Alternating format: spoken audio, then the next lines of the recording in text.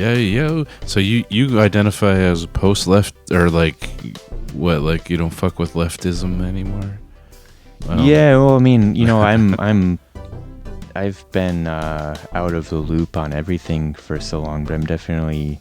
So you're a bigot now? Yeah, no, I've swung hard to the right. No, but before I ever identified as a leftist, my political awakening was basically 2004, the re-election of George W. Bush, and before that, the beginning of the Iraq War. And so I had a unique experience with that because I dropped out of high school and completed an alternative program at MATC where I didn't have really anything to do except read the newspaper or read books or go online, but I had to show up every day at the technical college.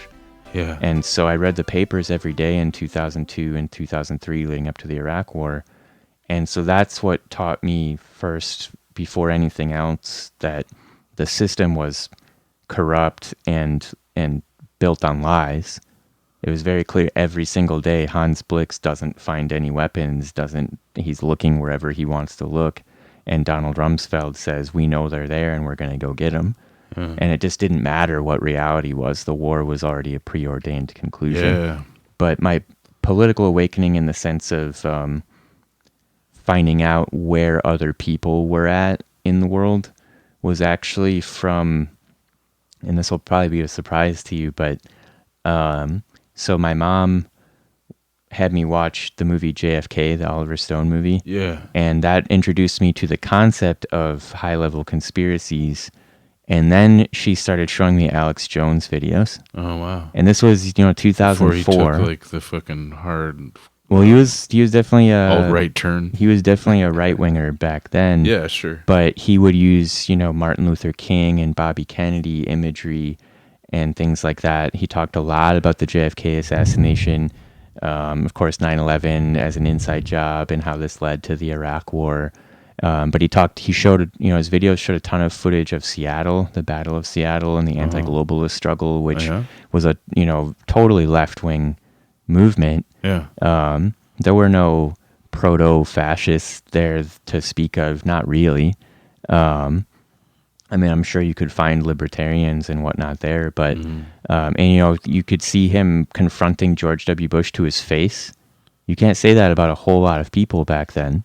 And so, I'm a teenager, like I'm very susceptible to these kinds of influences, and this is what I'm being exposed to. And it fits with my earlier experience of seeing the Iraq War as this huge lie, and then watching the Democratic Party destroy itself for the sake of a respectable candidate who could gracefully lose to the commander-in-chief who the system needed to serve another term. It all seemed it seemed staged, preordained, and conspiratorial. Yeah. And, so I took a lot of those ideas with me for a long time. And then I lived in communist China and met my first real Marxist there, who's a German guy who was there studying the other parties in China. Okay. I don't know if you knew there were other parties in the People's Republic, but there are several non-communist parties in the country. And he was there as a grad student studying them.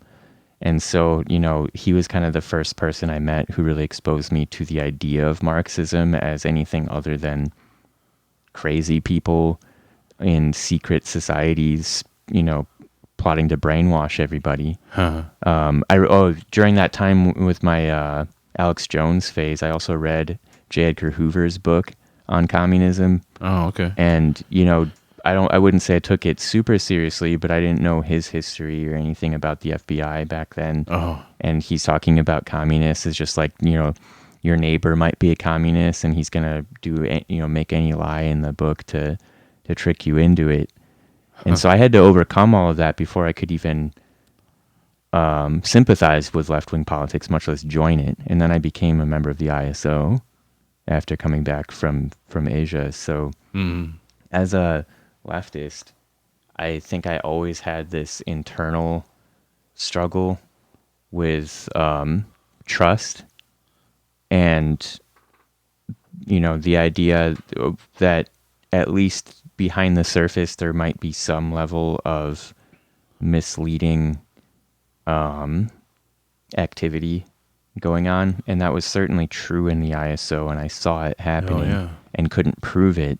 Mm. And my attempt to deal with it in any way led to, Expulsion. yeah, well, I mean, I was not expelled, but, Right.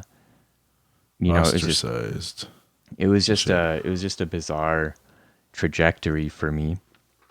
And I've never found any other tendency on the left that I think overcomes the basic challenges. And in trying to find out where all of this comes from through history, what I found is that people are just basically deluding themselves that they've got answers to problems that don't have answers or that are too complicated for anyone to solve in their lifetimes. And I've come to see Marxism as basically liberalism. And I can imagine any number of responses to that, but it comes from the liberal Enlightenment tradition, which is that human society is perfectible through a scientific analysis of the conditions. I mean, that was Bakunin's arguments with Marx, I think. Like, you're fucking describing that, like synopsisizing that. Maybe. That was yeah. Bakunin's critiques of Marx's. And, he was expelled by Marx from, was it the Second or Third International? Yeah, the Working Men's International or some shit. Yeah, and so, these, like Trotskyists and, anti-Stalinists, Marxists tend to try to point... Fourth Internationalist. They try to go back to Marx and say, like, look, we didn't have all of these problems back then, but Marx was an instigator of a lot of the bad traditions in the left, and that doesn't mean that Marx is bad or that we should condemn Marx. It's just, again, like what I said about nationalism, people's politics aren't chosen from a menu. They come from the experiences they live in through their material conditions. Mm-hmm. And so it makes sense that Marx would have thought would have made a lot of these liberal assumptions in trying to formulate a radical critique of capitalism. But we're not beholden to any of those assumptions that have been revealed to be flawed, incomplete, misleading, unproductive, unhelpful, or whichever other ones there are. And I would say that the single biggest lesson from the period since Marx is that nationalism, not socialism, has been the dominant political philosophy. That's what appeals to the masses the most, and that's what we're up against, is that nationalism. So Marxism basically requires you to seek change on a global scale, and the experience of the Soviet Union, North Korea, China, all of the communist countries shows that as long as there's a capitalist bloc left in the world, it will stop at nothing to destroy even a pretend challenge to its authority on a socialist or mass social democratic basis.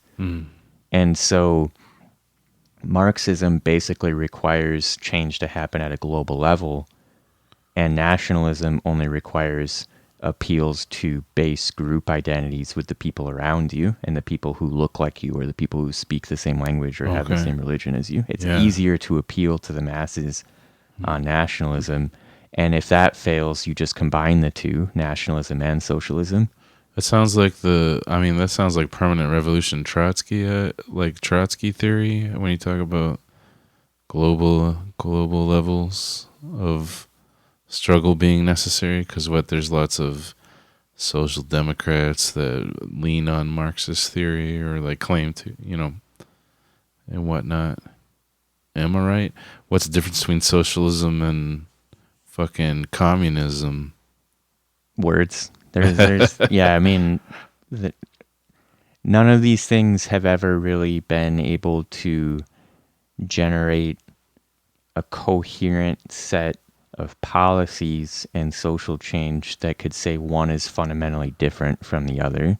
They're just different words used to apply to specific political circumstances that people find themselves in. Yeah. Whether it makes sense to call yourself a socialist or a communist. After I left the ISO, I started calling myself a communist. Right. And, they don't really use that word. Yeah. But I found, like, at the Only time in at secret. least, I just wanted to, provoke people as much as possible. Because, like, I moved to Richmond. There isn't much of a left-wing scene In there. California? No, Virginia. Virginia, right. Yeah, there's IWW there. Yeah, I know some wobblies. But that live there. they wouldn't talk to me. I told them I had been in the ISO, and like after I told them that, they stopped talking to me. And there is no ISO there, Right. or at least there wasn't. There was no socialist alternative. There isn't. They don't exist anymore. Yeah, right. I guarantee. But I don't think they ever formed a branch in Richmond. If they Gotcha. ever had one in Virginia, it was Northern Virginia, DC. All right, yeah. Yeah, they had DC branch that was very anti-black. Really? Oh, yeah, I've heard the stories. Lots of expulsions from Ahmed Shaki Um, for quote unquote identity politics, which is really just like intersectional analysis. Is what they call it, ID politics. But yeah, this is all before Bernie Sanders revived the term socialism in mainstream America. You want some of this honey orange triple? Sure. Thanks.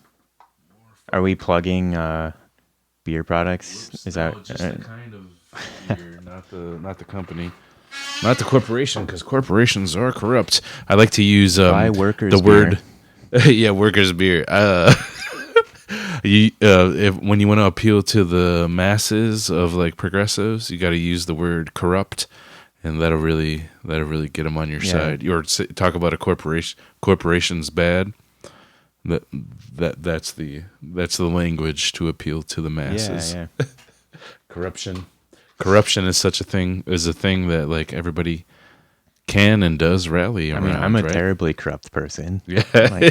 At least you're not a corrupt corporation. Yeah. Otherwise, progressives would, rally against you, and also fucking conservatives too, right? Yeah. Nobody likes corruption. Well, no one. Most people. I mean, it's hard to own up to liking corruption. Yeah. Like I just did. But I'm a courageous individual. So. Yeah. Corruption in a certain circumstances, right? Corrupt relative to what is not considered not corrupt, I suppose. Yeah, I mean, isn't that rebellion? I think that you've just described. Yeah, well, I think part of the thing again is we live in this liberal tradition, and that's true of conservatives as much as Marxists. They all come from this framework where all the words we use go back to the 16 and 1700s, early romantics, and people like Rousseau and John Locke, and they came up with this framework we're talking about politics that limits our vocabulary, and we're left stuck in a lot of the same ideas, even though they don't really apply to our situation anymore, if they ever did. And I know that's kind of abstract, but even the idea of the people, who are the people? Yeah. If you go back to nationalist shit, right? Yeah, if you go back to some of these older writers, they will go on at length about who the people are and what the people stand for, but eventually it just becomes a catchphrase. And you say the People's Army or the People's Republic, and like that has this emotional response in people that doesn't need to be elaborated on anymore. And so it either, the people's whatever can cause revulsion in conservatives and right-wingers. It can cause eye rolls amongst, liberals or whoever, and it can elicit, patriotic feelings among left-wingers to this day. But that's what a lot of what we're doing is nowadays is we're appealing to emotion and a sort of cathartic politics that doesn't produce any of the results we claim to hope for. And this is kind of what corruption is ultimately, is its rationalization. And so we rationalize our own behavior and the outcomes of our behavior and the excuses for our behavior. But, that in turn allows us to continue doing the same things over and over again. And so I think that's what affects a lot of left-wing politics, is that people are doing it for their personal catharsis. Mm-hmm. They're joining organizations, they're participating in activism, even sometimes militant activism, although, that word militant is another one of these emotive concepts that we don't really discuss what it means. Yeah. A lot of the time. AK-47 Kalashnikovs. Yeah. There you go. See, militant action. I was corrected before, because when I've used the word militant on Facebook once, like, now's the time for militant folks to stand up or some shit. And then the one Trotskyite, it was like some liberal was like, "Oh my gosh, like what are you talking about?" And then the Trotskyite was like, "Oh, I'm sure he means just like, like all about it and nothing to do with violence." Yeah, and I was like, "No, you meant violence a little bit." Yeah. Yeah, I mean, yeah. There are worse things than a little violence, like a lot of violence. Yes, the good point. But no, I think that's to me, that epitomizes what online activism it really is. I saw a study. There's studies that show that Twitter arguing is pointless. I've fucking known this for years. I've known this. Yeah, you can't persuade anybody on the internet. It's not possible. No, I stay on the internet to like build my fucking music career. Yeah, you find people I'm on there who agree with nowadays. you. You can find people who already agree with you, but you can't persuade anybody on the internet. You just end up making a fool of yourself. Yep. Death threats after death threats from these right wingies. There's I've gotten this a few times on Instagram. It's like, if you use the word socialism as one of the tags, like these really anti-state anarchists will be like, "Oh my God, you're part of the fucking problem. You're all about state government, and like you want the state to have control over everything, and you're all about the state." And I'm like, dude, like fucking. First of all, I don't intend to be that sectarian. Like, I just try to be like, let's find lefties that like kind of agree on a few things, and then like try to reach out to them. And second of all, it's like libertarian socialism was the original term for like anarchists and like anti-state, like ideology or whatnot. So that's a lot. It's a lot of assumptions. There's a lot of fucking, I guess they're talking about democratic socialism is what they assume that I like mean. The DSA or Bernie Sanders, or like what or is democratic like socialism? European, like Scandinavian style social democracy. So you see a difference between those two words? Well, so democratic socialism and social democracy. Yeah, I mean, I see one as well entrenched in the European tradition, and the other as a buzzword used by modern American political campaigns. There's some really radical people in the DSA. Ay, my soup on the day, ay, make news every late, ay, gone indoctrinate, ay, and subordinate, ay, my scoop on the day, ay, make news every late, ay, gone indoctrinate, ay, and subordinate. Racist pigs today, they slay, could have been backed by NRA, but they stayed away. Should have made blacks make them afraid. One peak skill TJ, he was a hero, they froze. Trigger got pulled by the status quo, anti-blackness, yo. Figured that those vests that are yellow anti-fuck, but no, they include right-wing by droves, but it don't mean that we should let go. Needs a strong left pole. What it gon' mean? Spanish fascists grow. I walk flicks on woe. It's exciting, managed captive show. Canucks while postal, exercising damage breast control. Burgerville vote soon.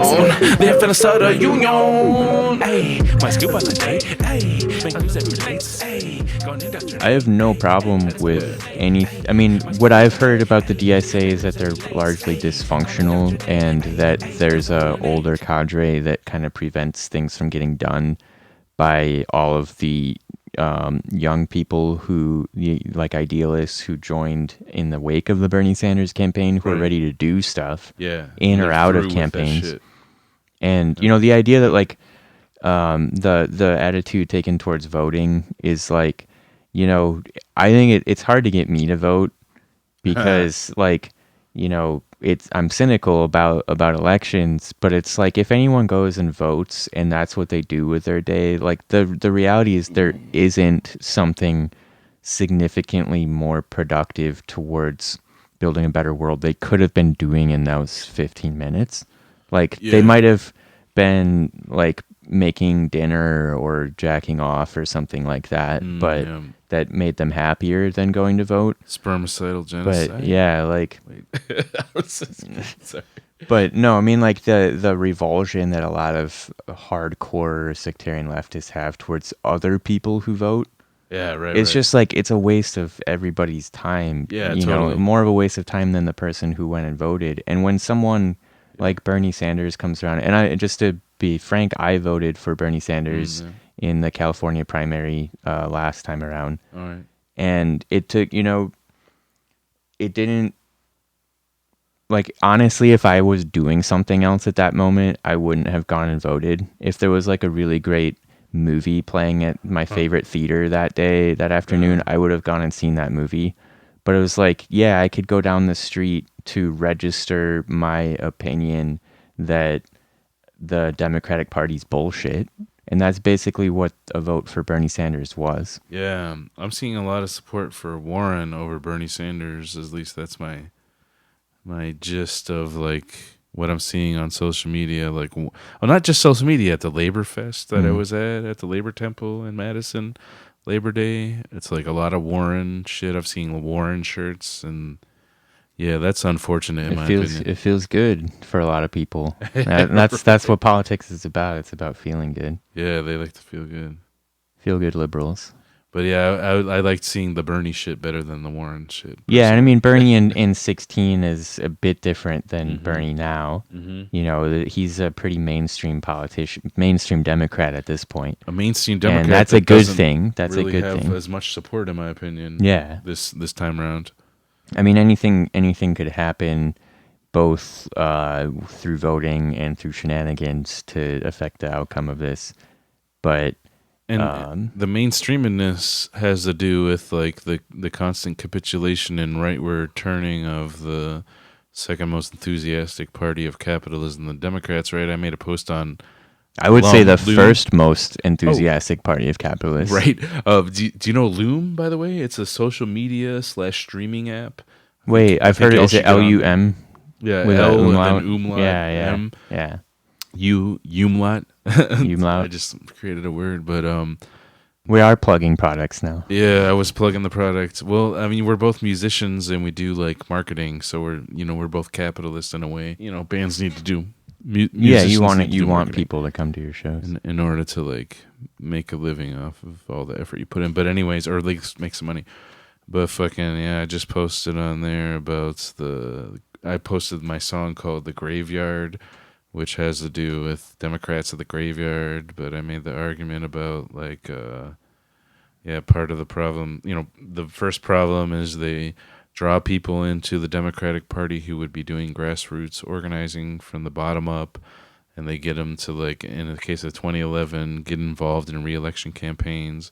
The second problem is that they constantly position themselves just to the left of the Republicans, and so Bernie doesn't have to be any kind of radical at all nowadays, right, in order to be a viable candidate for the Democratic Party because of how rightward shift that the Republicans have turned in the last couple of years because of Trumpism. So they just need to position themselves just to the left of Trump in order to be. When you say they, you mean the Democratic Party Democratic establishment? Party. Yeah, or DNC. specific candidates? I'm talking about the Democratic Party establishment. Yep. And by default and trickle down candidates within it or who participate in it, I guess.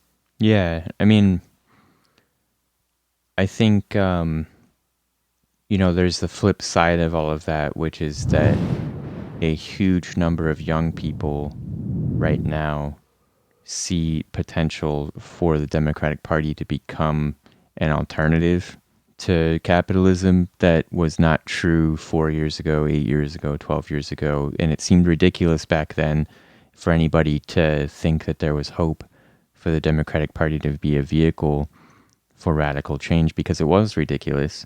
And Bernie Sanders did change that dynamic to an extent. I couldn't say to what extent mathematically. It's just that the fact of it has to be acknowledged that Bernie Sanders did change, because there's always new young people who've never voted before Right. every election, and those people come into the political process with their own ideas from their own youth, and no one gets to tell them, I've seen all this before and you're wrong and you don't know what you're talking about. That's never a legitimate statement from older people to say to younger people, because those younger people are living in a new world.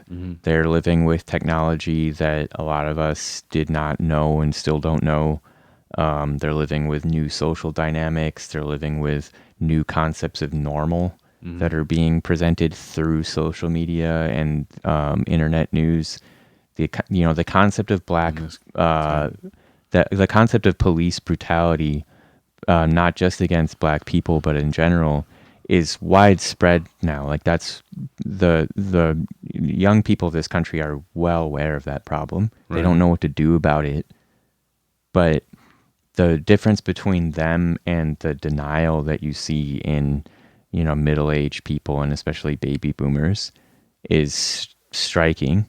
And, Bernie Sanders didn't do that, but it's just that, that dynamic of young people has to be constantly acknowledged and remembered, that each new electorate is slightly different, and that young people, of course, don't vote as much as older people, but there's a reason for that, which is that the politics are dominated by old people appealing to old people. And so young people are always left out of the process, and they know that they're left out. They know that the politicians don't care what they think and that they're not going to listen to them and they're not going to do anything that young people want them to do. And so having a politician that appeals primarily to young people gets them to vote more than they did before, and thus gets them to think and care more about politics in a practical sense than maybe they would have otherwise, isn't entirely a bad thing. There's, of course, always the same potential for young people who would have done something to really help people, which if this is ever confusing to anybody, my opinion is always is what you're doing helping people. If it's just words and it's just about how you feel about yourself, then you're wasting your life and you're wasting your time, and I hope it's worth it for you. But if you're helping people, then it doesn't matter that much whether your politics are accurate in the Leninist sense. Correct. Yeah. And so, if people are going to drop out of, and this is what the Democratic Party does, is it demands all of your time, all of your energy towards the candidate, and the candidate comes to replace the values that drew you to the candidate in the first place. And so that's what people are talking about when they say the graveyard of social movements and all of that, is the Democratic Party has this amazing ability to transform youthful idealism into cynical partisanship. But that doesn't have to happen. It's up to the people that do these things, whether they, will actually maintain their independence throughout their young adult life, or whether they'll allow themselves to just get sucked into things. But people who are just going to get sucked into the Democratic Party, they were also prone to just get sucked into Epic Corporation, or, whatever corporate job they were going to go into, or whatever, social science field they were going to become a professor in, and, not do anything to change the world, but just participate in the system. And so if participating is in the Democratic Party, it's not like some tragedy has taken place, but it's always easy to, and this comes back again to the idea of politics from a menu. is I think a lot of these sectarian, hyper leftists, anarchists, Leninists, they believe somewhere in their mind that there's some potential for all of the world's masses to join in their platform. And if only Right, they right. would, then everything would work out Platform. perfectly. And that's not possible for any of them. It's never possible. There's always going to be conflict. There's going to be disagreements. There's always going to be new young people with new ideas who challenge the preconceived notions. And they have to be either coerced or persuaded to join along, or they have to be tolerated, or else they're just going to upend everything on their own. And this is always the way it's going to be in politics, is always going to be chaos. And that, to me, is real anarchism, is that Right. embracing of chaos in the world as a fact of life. Uh-huh. But so if that's what we're talking about with anarchism, I'm down, I'm on board. But Yeah. I don't see that with a lot of anarchists. I see a lot of judgment. I see a lot of petty bickering and a lot of catharsis politics where people want to feel like they're they have the supreme intellect and they've got it all figured out. And if everybody just joined along with what they thought was right, then Right. suddenly we would no longer have racism. We'd no longer have class exploitation. These wouldn't be things we had to struggle against anymore, and life would be easy and fun for everybody. Yeah. And they're living in a fantasy world. And what they believe is like juxtaposed against other leftist tendencies. It's like the sectarian anarchism is defined by the via the antithesis of other leftist tendencies on the menu and whatnot. Non-hierarchy shit too. Would you agree with that? Like, down with that, or not necessarily? I'm obviously like not everybody's gonna agree with that. Right. Yeah. I mean, I think that, and like, again, like with nationalism and whatnot, people's politics comes from their life experiences. And that needs to be remembered again and again and again, that for some people, hierarchy is going to make more sense to them. Uh-huh. And so the real question for me is, are you doing what you feel compelled to do? And are you doing it earnestly? And are you trying honestly to persuade other people and to act on your convictions? Or are you coercing and pressuring other people into your point of view? Or are you being bullied and coerced into someone else's point of view? Because that's hierarchy too. Yeah. Whether, horizontalist Intellectual. anarchists are doing that to people, that's Yeah. also hierarchy. Yeah. And it can only play into the traditional stratification of society across, gender and race and class and all of this and age. So there's always going to be hierarchy. It's just that if you feel compelled to resist hierarchy, then that's what you should do. Uh-huh. And the world will change in your direction if you act on your convictions. And so if enough people feel compelled to fight hierarchy and to act on those convictions and to challenge hierarchy as it exists, then hierarchy won't function. And if enough people do that, then hierarchy will become less of a important factor in our lives. But there will always be people who are ready to impose hierarchy, even those who say that they're against it as a concept. And it's the same thing with, racism and things like that, is there will be people who perpetuate racism despite professing political opinion against it, and their profession of that political opinion is often a shield against their racist behavior or their racist rhetoric. So these kinds of things just are part of the whole equation for everybody. And so you should do what you feel compelled to do, and not try to coerce other people to do what you feel compelled to do, because they should do what they feel compelled to do.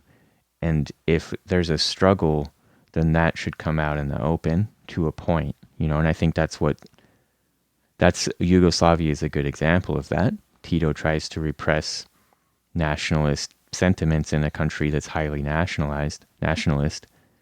And as soon as he's out of the question, this repressed nationalism comes out of the surface, and it's much more violent than it was before. Uh-huh. And so you can't just repress things and hope that they go away. You have to deal with things as they really are. So a lot of the, and like right wingers are a fact of life. And, never mind all the people in between. How do we deal with them is a question. And we should think about that. Like, not out of sentimentality or anything like, oh, they're human beings, we have to respect them. But just like acknowledging the fact of their existence has to take precedence over our idealistic desire for the world to be different than it really is. If that makes sense. Yeah.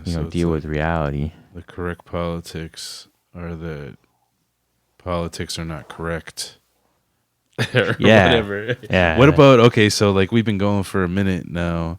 That's a lot of editing I got stacked up, but it's late and whatnot. But so yeah, just like wrap it up and shit. You got anything you want to say to wrap it up? Otherwise we'll go into plugs.